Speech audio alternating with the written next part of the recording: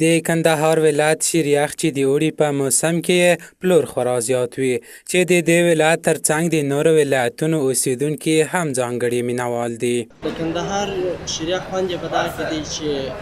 طبیعي شیدو څخه جوړ دی او ډېر ښایسته شیریخ هم جوړوي او په دغه ښایسته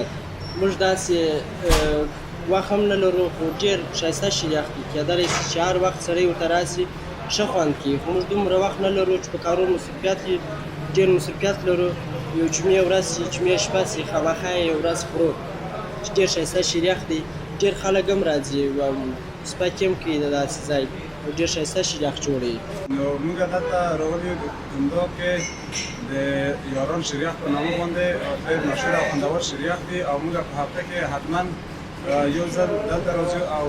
شیریخ. په کندهار ښار کې د شیریخ ځینې مشهورې سیمې دي چې د دې ولایت اوسیدونکي د شیریخ خوړلو لپاره شهرت لرونکي ځایونو ته ورځي. په کندهار ولایت کې مشهوره یاران دي، کابل دوبۍ دی او دغه مشهوره شیریخونه دي په کندهار کې. که څه هم د عصري ماشینونو په راتګ سره د شیریخ جوړول ډېر اسانه دي خو د شیریخ پلورونکي بیا هم په پخوانۍ طریقه شیریخ جوړوي. خاص موږ میوه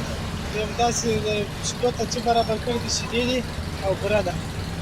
بل شی د دې سره نه کوي. شیدې په دې کې پخوو بیا غالب دی بل شیدې خو بیا شیریخ ځینې جوړوو تقریبا 15 دقیقې وخت نیسي سمه ده کېږي ګرات تقریبا موږ 10 منه پورې سپم شیریخ راځي. په کندهار کې خلک د کلتوري دودونو له مخې په کوژدو ودونو او د خوښیو په نورو محفلونو کې